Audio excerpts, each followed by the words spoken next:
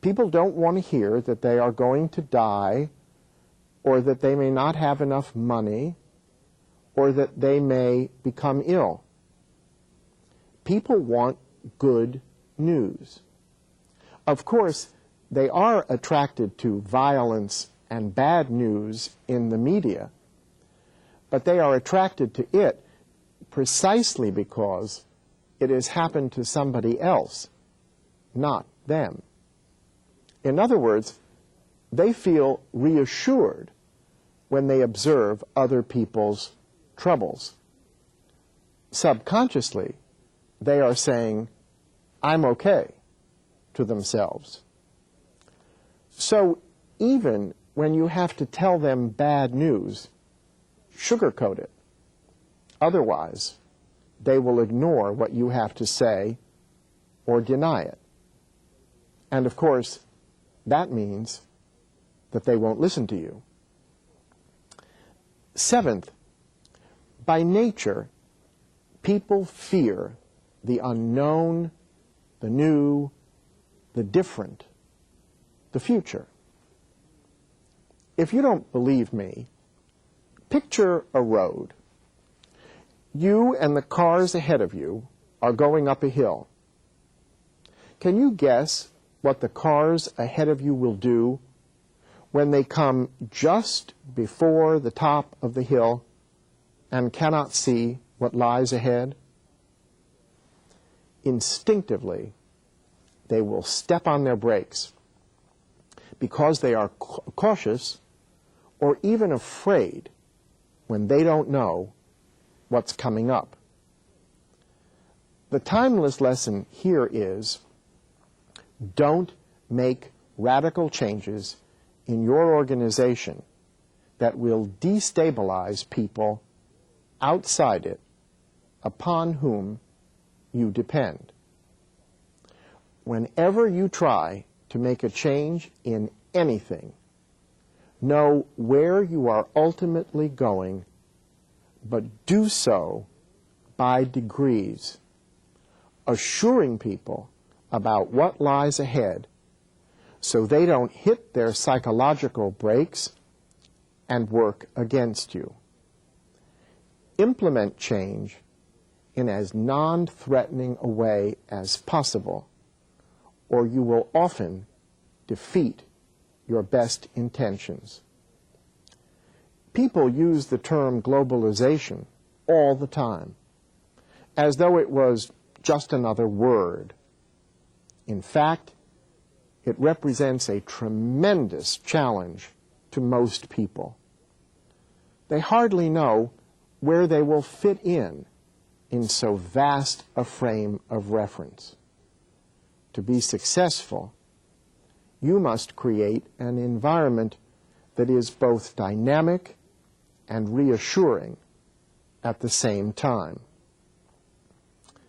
The eighth timeless principle of marketing is that, by nature, people want to feel as though they have made a difference in the world.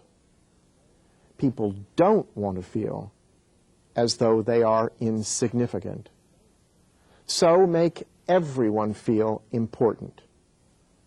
Acknowledge them. Publicize them. Ninth, by nature, most people are visually oriented. Yet most people use words to communicate with others. It is absolutely true that a picture is worth 1,000 words, but not because a picture is actually worth 1,000 words, because people respond to the power of pictures. So, if you really want to communicate effectively, appeal to their visual sense. For example, the next time you think about how you are going to communicate about your business or organization, don't start by writing some words. Instead, identify 5 to 10 photographs that sum up the marketing message of your organization. Be clear about the different statement that each picture makes. Then weave your words around them. In our increasingly global environment, the power of visual images will be greater than ever. You can transcend cultural differences and reach multitudes of people if you can identify meaningful visuals that convey your message and capture people's imaginations, no matter what language they speak. Joy, success, sorrow. Our emotions are universal. The 10th timeless principle is that failure is part of the natural order of things. Nothing in nature succeeds all of the time. You will succeed sometimes and fail at other times. In fact, sometimes what succeeded at one time will fail at another. Nature is never exhausted. It keeps producing. So should you. Now let's review and rate you and your organization as we did in the first section in terms of the 10 timeless marketing principles I have discussed. Remember, give yourself 1 to 5 depending upon how well you think you achieve each principle. 1. How well do you reach out to people one-on-one? 2. How effectively do you tailor-make your products and services to meet the needs of individuals? 3. How consistently do you make people feel part of a crowd, that by relating to your organization, they are accessing groups of other people with whom they would want to be identified? 4. How successfully do you build long-term relationships? 5. How well do you protect yourself from the fickleness of people by not depending too much upon any one person, supplier, partner, or other entity? 6. How well do you communicate good news rather than bad? 7. How good are you at implementing change without threatening people? 8. Are you good at making people feel as though they really make a difference? 9. Do you capitalize on the power of communicating visually? And 10. Do you accept the reality of failure and know how to turn it to your advantage? Once again, take a minute and add up your total. Remember, 50 is maximum. What's your score? Are you pleased with it? At this point, add this score to your score on the first 10 principles. Remember, 100 is perfect. In the course of your personal and professional lives, you may be overwhelmed by facts, data, and anecdotal information. I know I am. Think about it for a moment. Where do you look for the information upon which you make decisions affecting your organization, or anything for that matter? Is it in newspapers, magazines, on the radio, on television, on the internet? Is it in books or professional journals? Is it from other people? Is it from government sources? What form does it usually take? Is it factually based or statistical? Is it anecdotal? More important, how often is the information you get really reliable? How often is it out of date? How often can you really say that you are going to make important future decisions based upon it? After all, your entire future and the future of others may be at stake.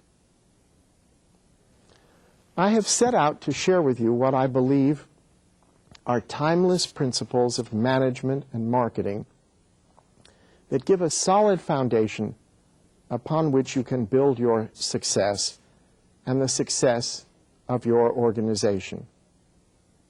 At one level, I would call these observations wisdom, because they have been proven to be true again and again. At another level, I would call them the underlying concepts of humanistic business. Too often, people think that business and organizational success is based just upon numbers. But most often, that has proven to be wrong over time. As organizations become more and more global, they must be grounded in timeless values that can only be understood as expressions of nature, human nature, and the natural order of things. Our customs, languages, money, the territory we inhabit, the flags that fly over our countries, these may be different. But deep down, human beings are the same and have been the same everywhere throughout history. That's why humanistic business is potentially so powerful. It recognizes that to be valuable, wise business practices must be grounded in observing and understanding human nature. Of course, there are many other timeless principles to be discovered and discussed. My purpose in identifying the 20 that I have shared with you is to point you in what I consider to be the right direction, leaving you to explore on your own and to reap the benefits of your creativity. Ultimately, the greatest challenge is not just in identifying timeless principles for marketing and management, but in creating a corporate culture in which such principles can be accepted. Now, let's take some time together to talk about these last 10 timeless marketing principles and how they might apply to your success and the success of your organizations. Perhaps you can even think of others. We can also talk about how they relate to the first 10 management principles. I would really like to hear what you have to say. Thank you very much. We will now continue with the second question and answer session. And our first question comes to us via fax from Sanak in Sao Paulo, Brazil. And the question is, do you feel that today's information society allows organizations to improve their ethical standards? So I'm going to tender this question to the speaker. Stephen? Okay. On the face of it, I would say absolutely, because information is the key to keeping people honest. And it is clear that the more available, the more solid information, the more truthful information is, clearly, the more it is possible for people to know the facts. The flip side of it, however, is that our information society makes us susceptible to people spreading false or inaccurate information. So, to go back to what we've been talking about for the past two presentations that I've made and during our question and answer period, the question now is ever more important, that as more people know more things, how do you handle that ethically? How do you obtain it more ethically? But as a general rule, the more open society is, the more ethical, the more accountable our organizations and individuals will be. I think that's a great question to start the second session. Thank you very much. We have a question that's coming to us now from the Universidad La Salle in Cuernavaca, Morelos, in Mexico. And the question, please. Buenas tardes. Voy a hacer la pregunta. The question is, how do you resolve the apparent paradox between the participation in the marketplace and the, la pequeña idea de la empresa? Sí, la pequeñez ideal de la empresa. And the ideal smallness of the company, the ideal size, as what small size is ideal for a company? Whatever works for it. To go back to what I said before, in the first segment as we were talking, there is no perfect size. As frustrating as it may be for me to tell you that there is nothing that's kind of preconceived, your organization and you and the people in it will be the judge of that. And you will know. You will know depending upon how successfully you are communicating with your publics, whoever that may be. So, in some cases, an organization can run effectively with 3 or 4 people. And in some cases, it can run ineffectively with 500 people. But it all depends on the circumstances. You have to keep going back to, are we doing it properly now? To go back to the human notion, you are a human being. You don't need 3 arms to do what you now can do with 2 arms. So if somebody said to you, I'm going to give you a 3rd arm, you would say, give it to somebody who has only 1 arm, all right? So, not to be kind of, strange about the answer, everything fits, to use the word we used at the very beginning, organically. What works within this setting? Does that mean, Stephen, that there is no paradox in the size of the organization in the implementation of your principles? Yes. There is no paradox. No paradox? What do you mean by that? To the practical implementation of the principles, to the size of the organization that's trying to implement them. There's no relationship. Okay. No. Very good. The reason I say that is the key to everything is the individual. So, in other words, it's an organization is made up of individuals, and those individuals make up a greater organization. And if it is working, and you know whether it's working or not, then that's appropriate. And you will know that if you're relating to people outside the organization and you are accomplishing your goals. I'll give you a very simple, day-to-day, down-to-earth example. We all know about email, okay? A great thing. Isn't it wonderful that you and I can communicate all over the world with people just by sending email? But guess what? People don't answer their email. I expect if I'm going to use email, I want a very quick response. Now, if you have the opportunity and you're not doing it, you don't have enough people answering the email. It's very simple. Your system is not working. The organization is not responsive. Very good. And that's an organic quality of a functioning organization. Let's move now to the Pontificia Universidad in the Dominican Republic for our next question.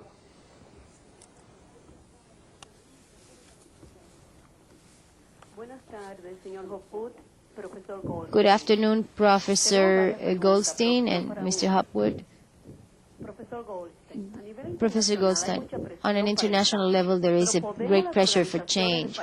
But can we, the organizations of poor countries, keep up with the change which is happening in the rest of the world?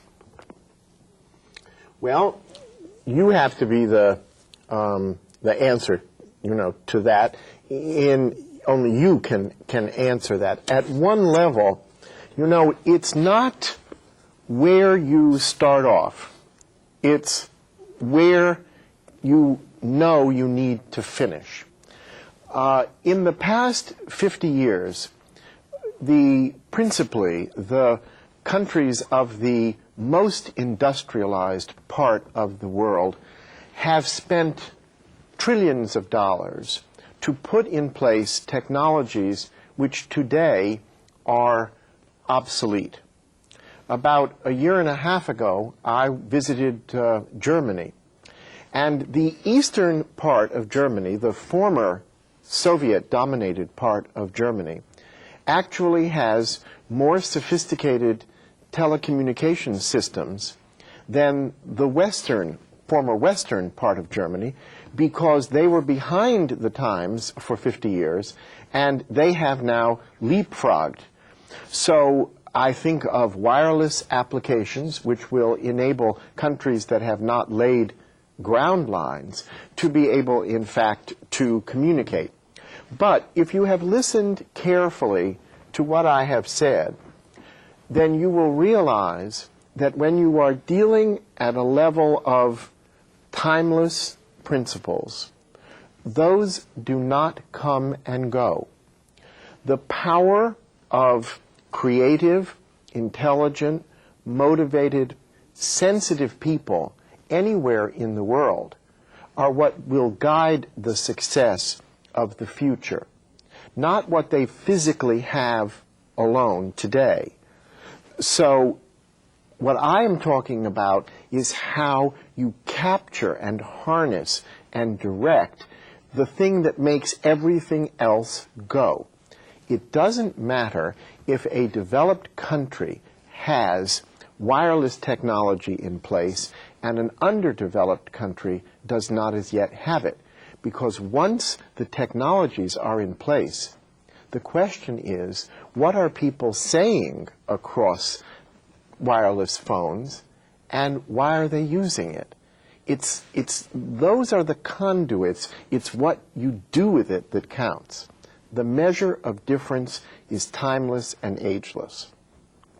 Let's see how that question and response plays into our next one, which comes to us from the Universidad Autónoma de Chihuahua in Mexico. Thank you very much for your question.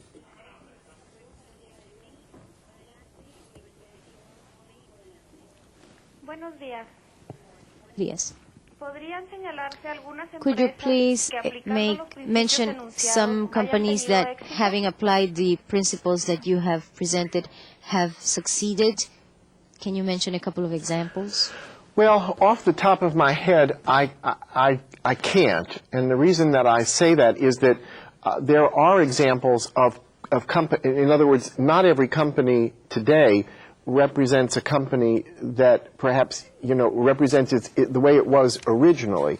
You will find in most cases, for example, I used during my discussion the example of Microsoft. And since Microsoft is in the news all of the time, I think at one level it's very important to see it as an example of both the best and the worst of what can happen to a company. Here you have an incredible individual who has really driven a whole new way in which the world can relate to one another. And a matter of decades later, it has now become this lumbering giant which is hated by so many parts of the world and by other corporations. because it's gone off in the wrong path, missed certain kinds of opportunities connected with the internet. What I would tell you, however, is that what you need to be looking for is everybody in their own experience knows a small kind of boutique company which is a reflection of an individual. That's where you have to look to see what I'm talking about.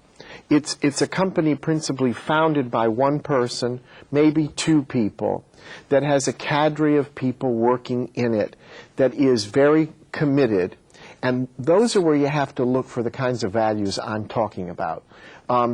Larger organizations may have them more or less, but I think that if you want to see companies that sustain them over time, that is rarely the case.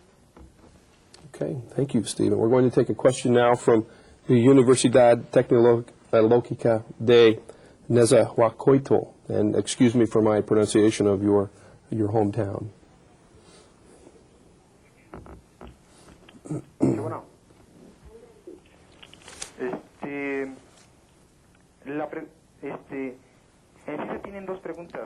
We have two questions. What factors influence the freedom of people? Is the organization the one that fails, or is it the person that fails? Taking into account that the people function according to their interests, and that's the mentality of each person within the organization. Second question, how can an organization have a change without really feeling the changes very much, without having an earthquake? And as a whole, so that things can happen smoothly in the whole organization, and covering every person within the organization. Well, first of all, to answer what I think you had raised in the first part of your question, or your first question, it's all people. Don't look anywhere in an organization for something that isn't people. One of the problems that we have is we start talking about companies and organizations as though they live apart from people. They are people. And that's, if there's a failure in a company, it's because of people. The second matter really pertains in terms of change. As I tried to suggest, you have to do it by assuring people of where they're going. People react badly to change when they feel threatened.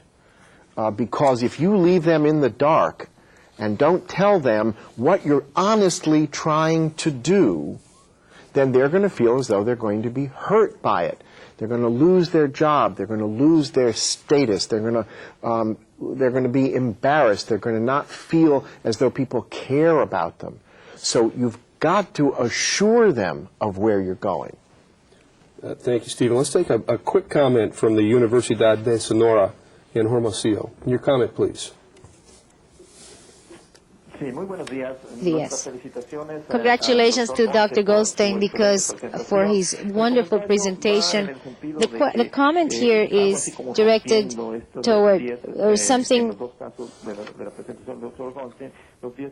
about the 10 basic principles. In other words, we want to just contribute something extra, that nowadays we not only have to be ready to learn, but we also need organizations that need to unlearn, to shed all the baggage that is worthless that we accumulate, and mental structures that are obsolete and that we have fixed in our minds in order to embrace changes. That's our comment. Thank you. Yes. We're out of time, Stephen. I'm sorry. But thank you for your excellent question and for those last comments. They were all wonderful. But we've run out of time. And we hope that you have enjoyed participating once again in this exciting, multilingual, and multinational program. We invite you to participate in our third video conference of this year's series, which will air on March 29th, 2001, entitled The New Economy Organization, Its E-Resources, Tools, and Strategies. For additional information on this year's video conference series, please consult your participant's manual, where you will find the dates and specific topics for each program. You may also visit our websites, Intectra.com, OnlineCompetence.com, and DistanceEducator.com, DistanceEducatorInternational.com. And on behalf of all of us who collaborate with the International Training Center, I thank you for your enthusiastic participation and interest in today's program. Thank you very much, and we hope to see you again soon.